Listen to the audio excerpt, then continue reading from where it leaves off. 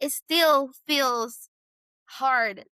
And it could be trauma. It could be that I uprooted my entire family twice to go to Chicago to do IVF.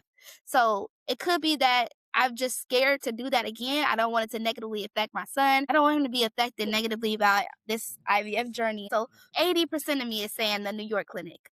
80%. And Mhm. 20% is saying, okay, but what about Manny? Is he going to be affected negatively? Hi, Ebony. How are you? Hi, I'm doing well. How are you, Denise? I'm doing great. I'm so grateful for you to be here today with me and allowing me to coach you. It's amazing. I'm so grateful too. I'm so honored and just so happy that I get to have this opportunity with you. So I can't wait. Thank you. I really appreciate it. Normally, I would say our sessions are confidential, but I appreciate you sharing your story so other women and couples can learn from you and get some hope or just understand another perspective. It's amazing. So, thank you for that. Yes, my pleasure. It's an honor. Yeah. Just for clarity, I'm not a therapist. I'm a coach. So that we won't be doing any therapy, but I will be loving to do some coaching with you. So permission to coach. Yes, permission to coach. Yes, yes. So Ebony, tell me a little bit about what would you like to get out of our session today? What are you hoping to get out of? And Well, I feel like I'm really at a crossroads in my journey, and I just want to see if there's any like maybe mental blocks I can help get over or have some clarity, or maybe just feel better about the situation a little bit, maybe process through it, and yeah, I think that would be helpful, just just to get some clarity and process through. okay, great. So I read through both of the forms you filled out. I know it was a lot, so thank you for doing that. It was very helpful so I can get an idea of what was going on. So Good. tell me a little bit about what do you feel is blocking you right now, and like where do you want to? What's your goal? Where are you at right now? Well, I mean, my ultimate goal is to be a mom of 2 or 3. I've always had a desire to have multiple children, and so, we are at a standstill in our journey right now, and the blockage is literally from a blockage. So I, was going along my journey, and last year I had a HSG, and I started a new doctor, and the doctor was telling me, like, "You shouldn't have had any more transfers after your C-section."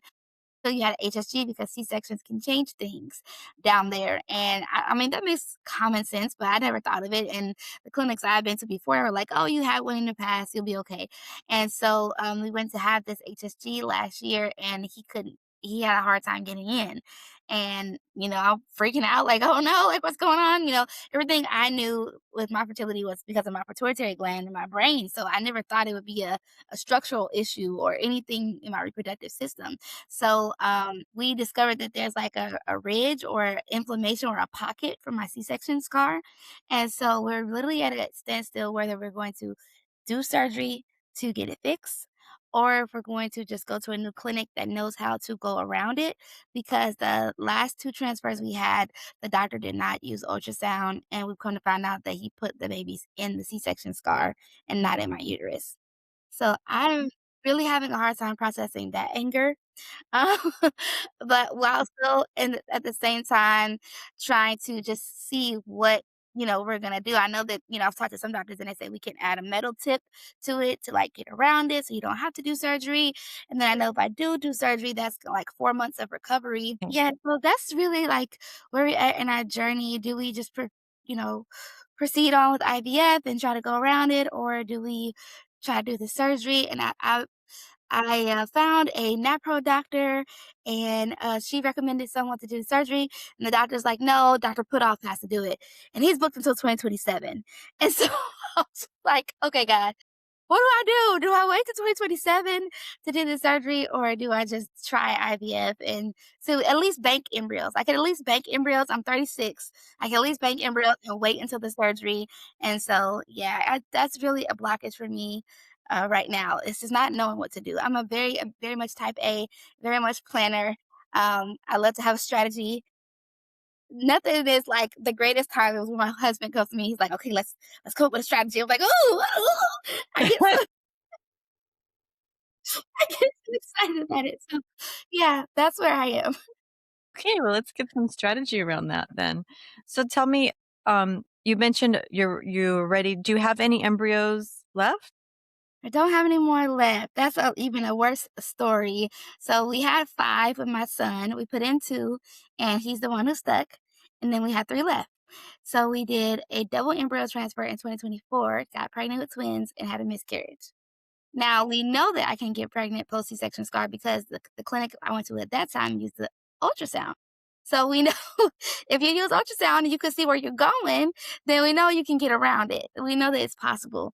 But that clinic was like a factory clinic, and so they didn't check my hormones. And with panhypopituitarism, you really have to watch the hormones. Like the estrogen needs to be good, the progesterone needs to be good, Always. in order to maintain the pregnancy. And they called me like 4 days after my transfer, like, "Oh my gosh, you need to double your estrogen and progesterone. It's really low."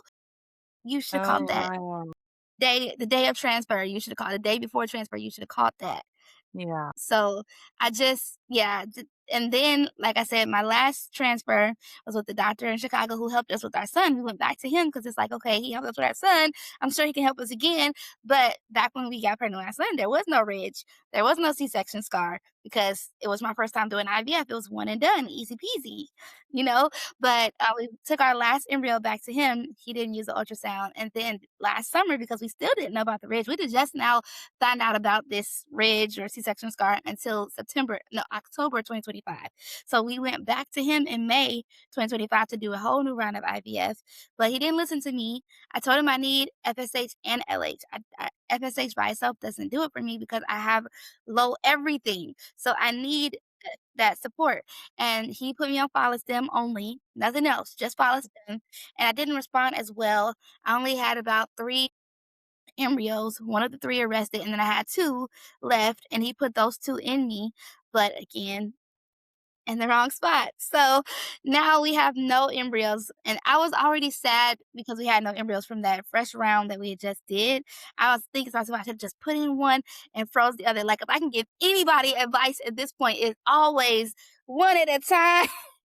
One at a time. And I know that there's like scientific research and studies that actually show that it's not the best to do too. There's complications in pregnancy, but I'm talking about from a logistical standpoint.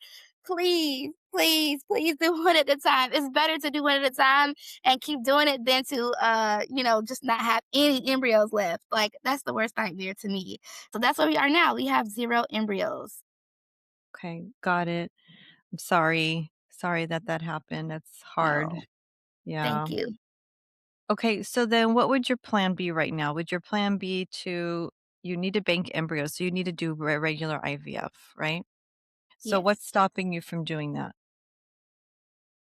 Just deciding where and when. So, the crazy thing is, I felt like the Lord led us to the doctor that found the ridge, the C-section scar, because if the Lord didn't tell us to stop doing IVF and take a break, we would have just kept trying. And so I feel like that was like God's mercy to say stop. And then like 3 months later, he told me go to this doctor, Dr. McNichol. Now I went to him, he found the ridge, but right after I did one fertility treatment, I did an ITI, which is an intertubal insemination with the Femicide device, which is newer. I was so excited about it because it's new technology. Hopefully, it's kind of a hybrid between IUI and IVF. It's, middle Yeah. ground. Really excited. Right, like 2 days after I got my negative pregnancy test, the lawsuit came out that he put the wrong embryo in the wrong person.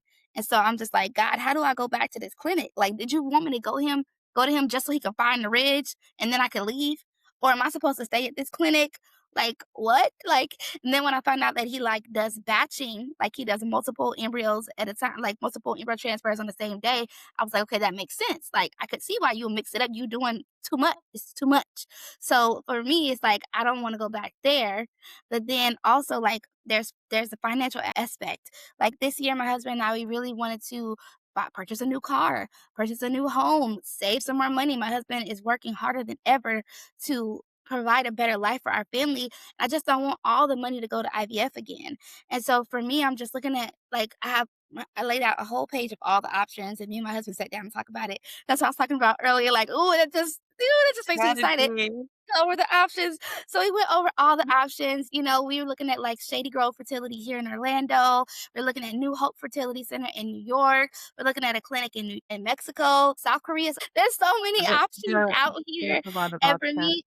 for me, it's like I went the cheaper route last time. I'm gonna stop you for a second here. I'm just gonna interrupt a pattern real quick. That's what I'm doing right now. I'm just intentionally loving and interrupting. So tell me, sweetie, what do you want if with when it comes to in this scenario? So you want to find what do you want? I want to find a clinic that is um very attentive because I've been to a factory clinic before and I've had a Yeah. babies lost because people weren't paying attention enough to my specific case. And I had to And repeat myself and you over and know over. and you So, know what you're looking for now, right? You want somebody who does ultrasound, somebody who checks your hormones. Is that right? yes, What else? that's what I want. I want someone who actually understands my condition. Um, I feel like I have to do a lot of teaching. When I go to doctor's offices and stuff like that, like, even at the last treatment So I did, the doctor was like, "Oh, we can just do Lupron for a trigger," and I'm just like, "No, we can't. You need a functioning pituitary gland to do Lupron, sir. Did you not read my file?" So, for me, it's like I hate to have to, like, teach doctors, so I don't want the cookie cutter. I don't want Mhm. somebody to just, give me, "Oh, this is the list of medication." It's like, "No, this is not. It's not gonna work for Okay, me. I need someone who's gonna amazing. listen," you So know? yeah, somebody who's gonna listen to you, who's not gonna do cookie cutter, who's gonna has a familiarity with your, condition and, does all follows through, make sure that everything looks good, the embryo's in the right spot, you check hormones, all those things. So you know exactly what you want, what qualifies for a good doctor. And Mhm. then we also wanna make sure that the labs are good, right? Yes. That's the other piece of it that we sometimes don't think about. So the technology of the labs and what's the success rate and all of the embryos and how they store them and all the things. Yes. Okay, great. So knowing that, do you feel confident in being able to vet some of these clinics that you're thinking about? Because you know you don't want to go the cheapest route, you don't want to go the most expensive route, and you know exactly what you're looking for. So what would be your next step? Well, I last week, I had all my consultations to gather information. So, Okay.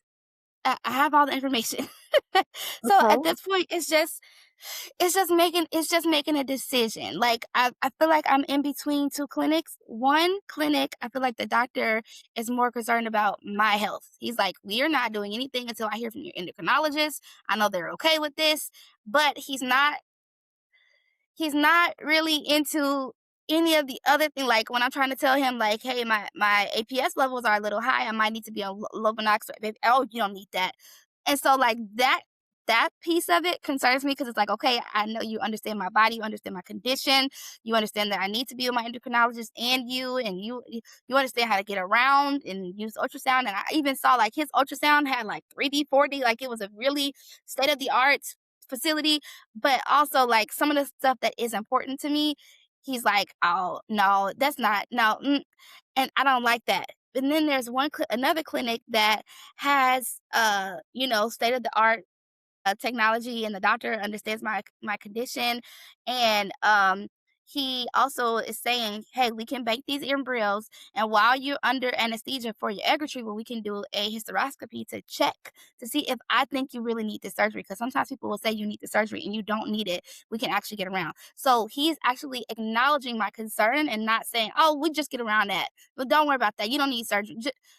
I don't like that dismissiveness that sometimes doctors can have. So I like that the doctor over here is saying, "Hey, I don't think it's a concern, but I will look and see and let you know what's going on if I think the uterus is a good environment to put embryos." So I really like that. But then that clinic is in New York, so then I have to do the travel. But I mean, at least it's not international, and they're more affordable than the clinic here. So for me, and then with my job. my job is very specific. I have a very busy period. January until May is very busy period for me, and then May, June, July is kind of slowed down a little bit, and then at the end of July it ramps up. July, August, September, October is super busy again, and then I have November, December, and the beginning of January that is free again. So because my timing is so specific, it's like if I don't even right now, like if I don't start the cycle with this one clinic like in the next week or so, I won't be able to do it until May.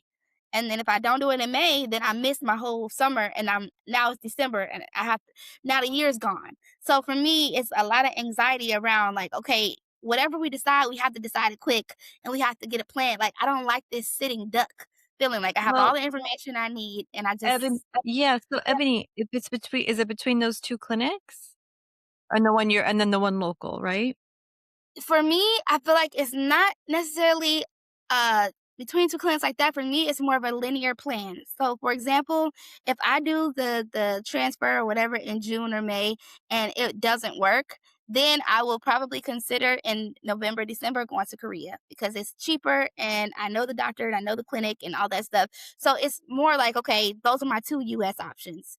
And then if that don't work, then I might do maybe one more transfer in July.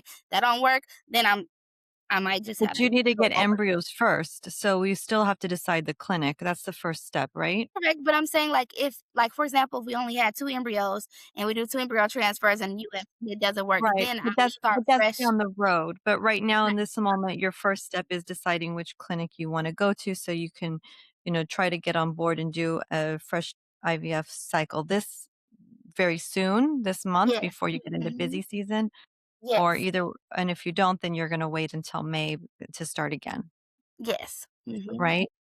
Okay, Yes. is that clear? Am I Mhm. clear? Yep, you're Yeah, okay. clear. Okay, great. I just wanna make sure.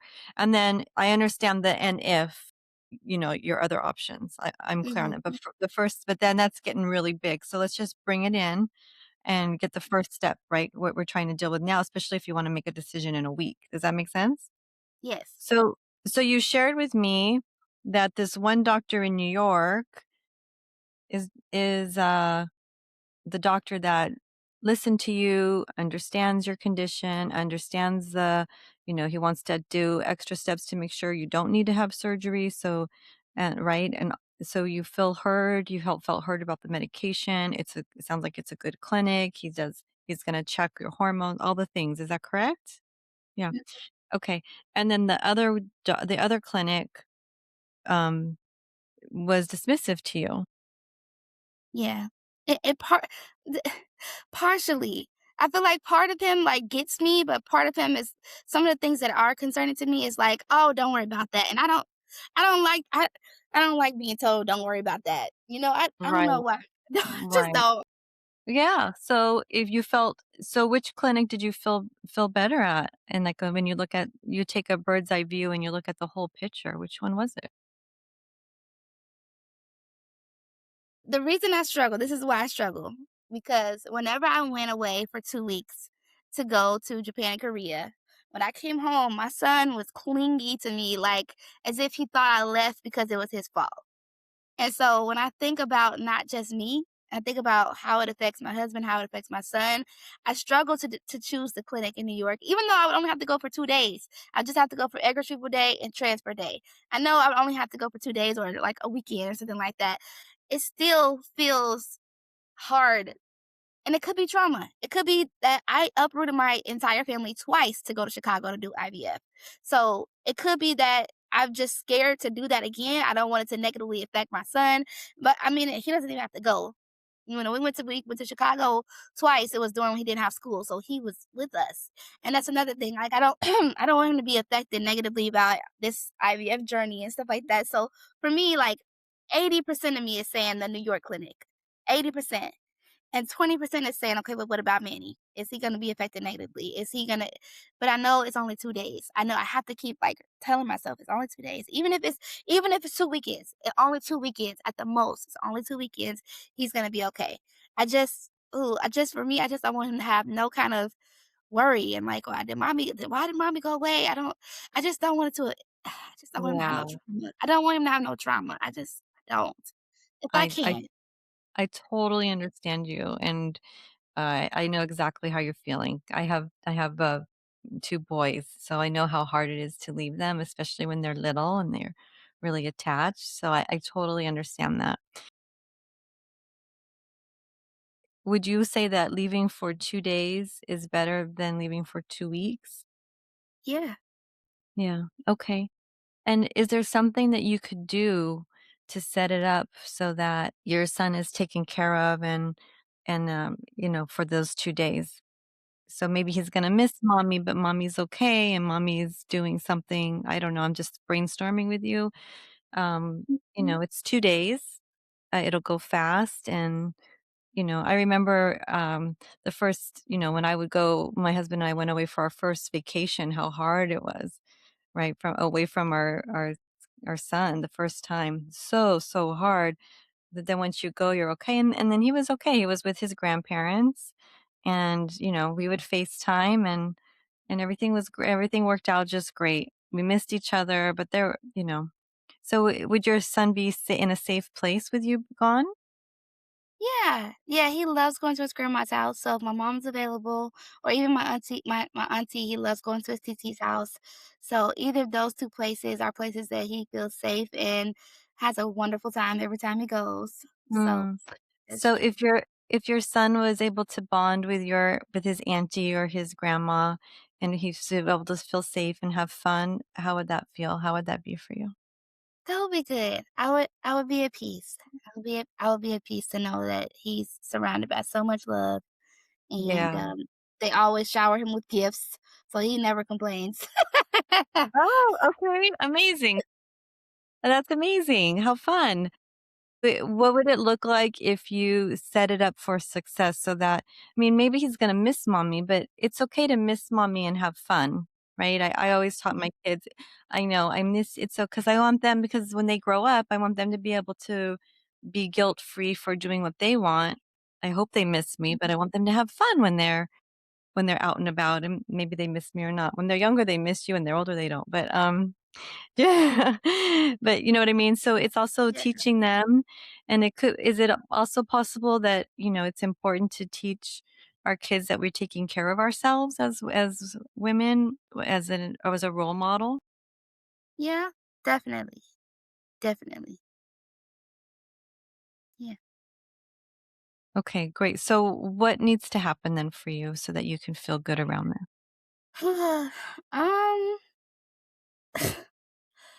Um, for me, I think I need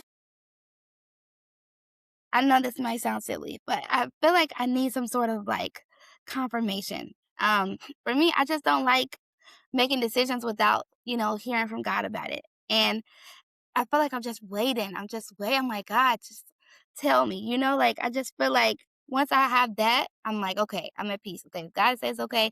And I know, like, my husband and I were having this conversation, like, some things God would tell you to do, and some things God will permit you to do. Like, these are permissible things. Like, this is a good thing. This goes along with your kingdom mandate to be fruitful and multiply. So God may not say, "Go to this clinic," but he might say, "There's peace there. Follow the peace. If you're at peace about this, then follow the peace." And so I think I can follow the peace. I think I feel at peace about even today. I wrote an email to the clinic about my medications because they sent me a standard list, and I sent them an email back and I said, "Hey, this," and they were like, "Oh, well, let's send it to the doctor." And the doctor was like, "Oh no, I'm so sorry. You're right. You need to be." So, like, that made me smile just to see, like, the quick response, to see how on it they were and how kind they were. So that made me smile, and this helps me to just be at peace. Like, it is only 2 days. It's not a big deal. He'll be in a good place, a safe place with his family who loves him. Yeah, I just yeah, yeah.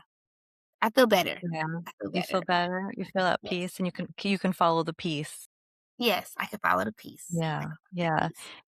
Awesome, amazing. So then is there anything else that would stop you from moving forward with that?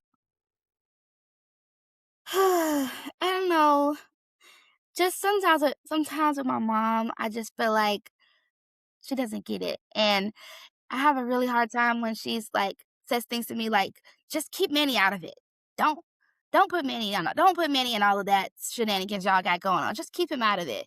And so sometimes it makes you feel like, "Oh, how can I keep him out of it? He lives here. He knows mommy has to take her shot."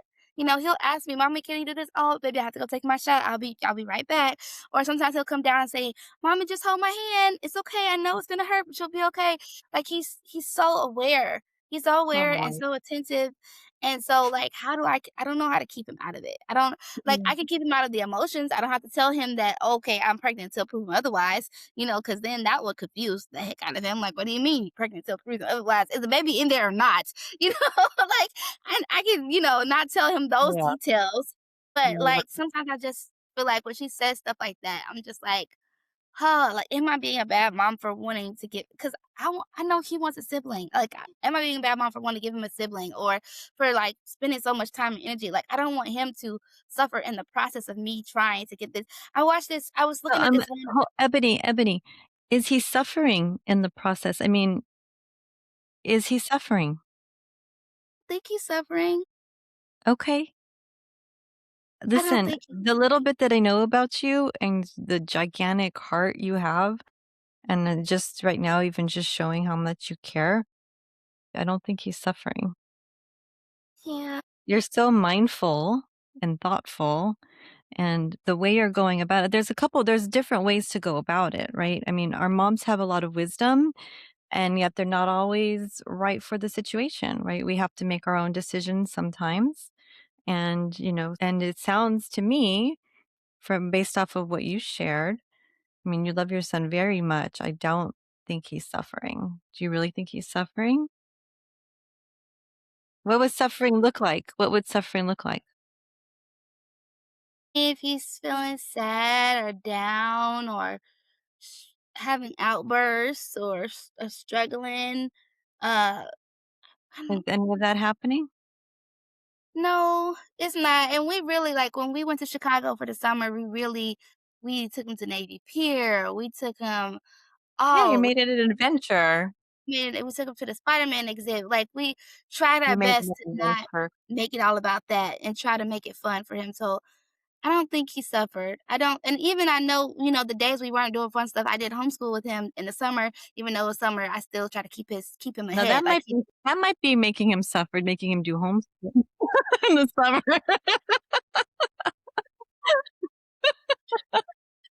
he was like, "Oh, I'm just really enjoying this." So, I think he enjoyed that I wasn't, working as much that time during the summer, so I was Yeah. really engaging with him. So, I don't think he suffered. I don't. I just Okay. know that I know he sees when I cry. I know he Uh-huh. sees when I'm sad and I'm upset about it, and I just wish that I could just put myself in a bubble wrap Mm. and protect him, but he doesn't ever have Mm. to see me sad. Okay. Like, I just Well, I totally get that, and I understand how you wanna protect him, and is there another way to look at that? I mean, are sad feelings and are these emotions, I mean, are they necessarily, do we wanna avoid them?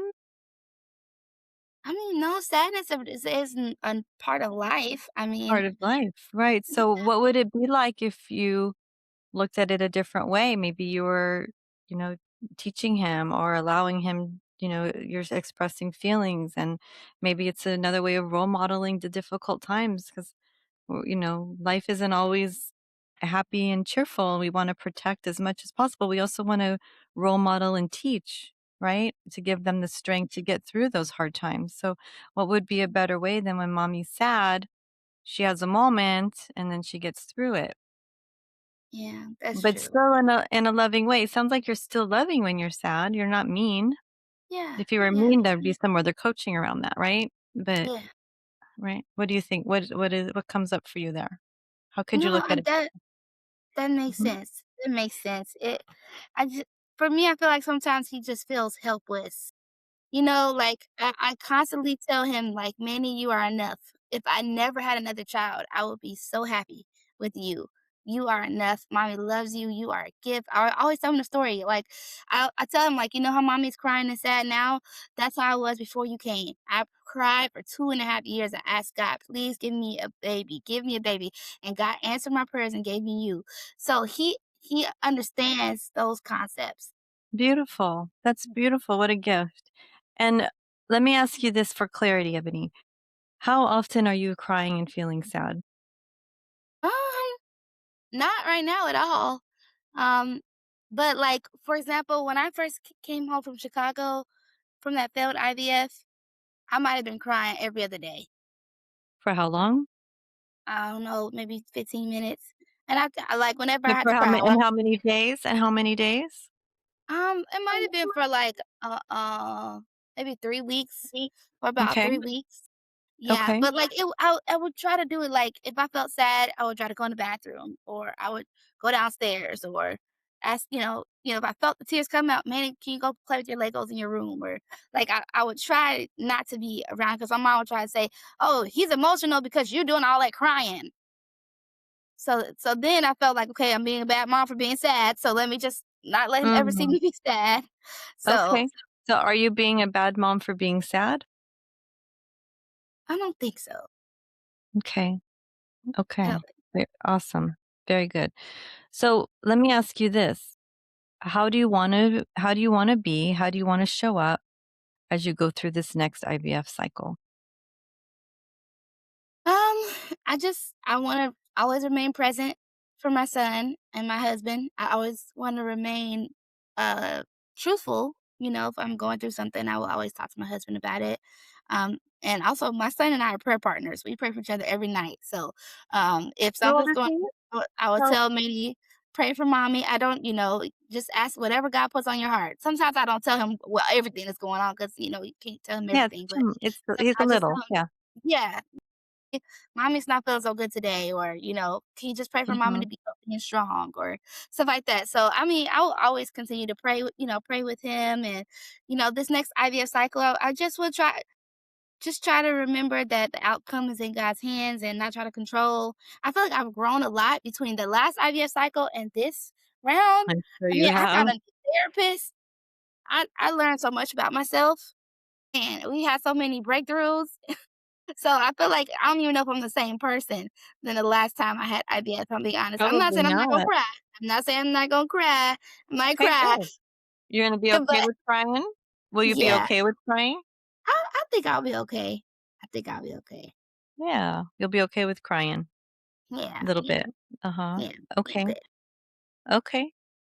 Great. So, what would it look like for you to be able to go through the IVF cycle being present, truthful, putting it in God's hands, and being okay with crying? What would that look like for you? What needs to Mhm. happen?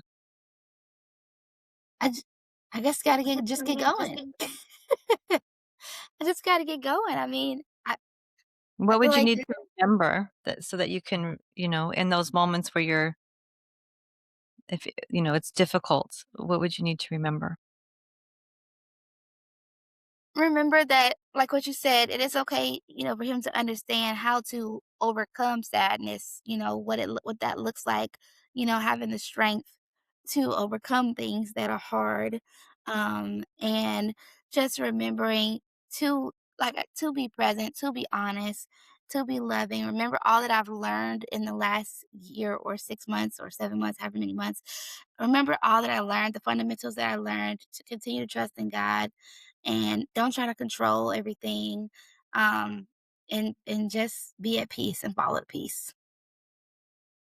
Be Yeah. at peace and follow peace. So, what questions would you ask yourself so that you can just check in and make sure that you're in alignment?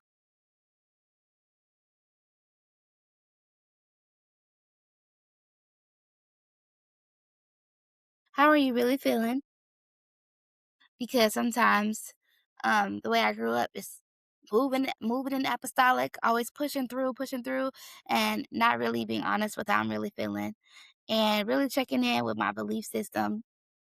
I'm learning about, like, there's a difference between what I say I believe and what I actually believe, and, like, uprooting those lies. Questions are like, what lies am I believing right now? How am I really feeling? How can I show up best for myself? How can I That's a show up good, best for my family?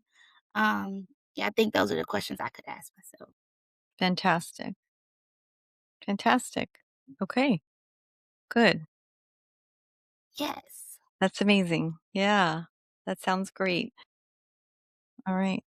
So how are you feeling right now? What have you gotten out of our session so far?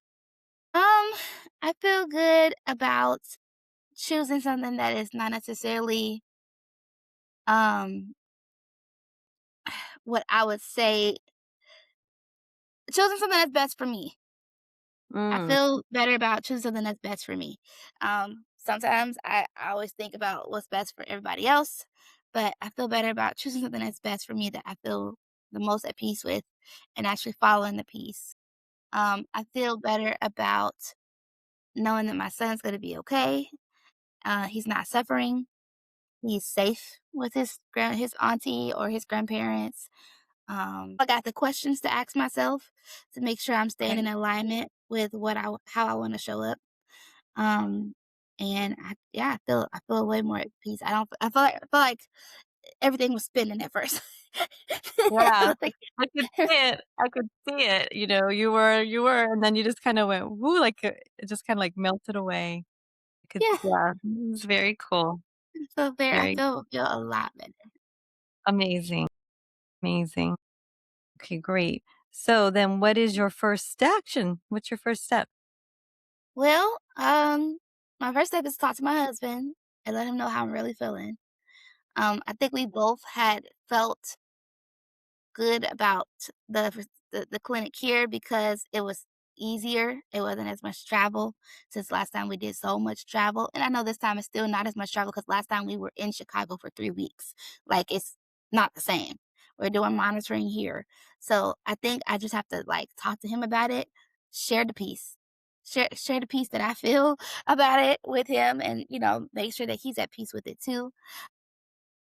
And I mean, I've been in communication with them. I just have to pay for my medication. I have to get my like diagnostic blood work done. I guess we get a secondary follow-up visit after all my blood work is done and get started. Okay. Yeah. That sounds like a strategy. Thank you. Oh, I Wonderful. feel so much better. Yes, this is awesome. Awesome. I love it. I love it. I'm so glad. So okay, so did we accomplish what you wanted to get out of today? Yeah, Yeah? definitely. Amazing. Definitely. Yes. Amazing. Yeah. Okay. I love it. I love Yeah. it.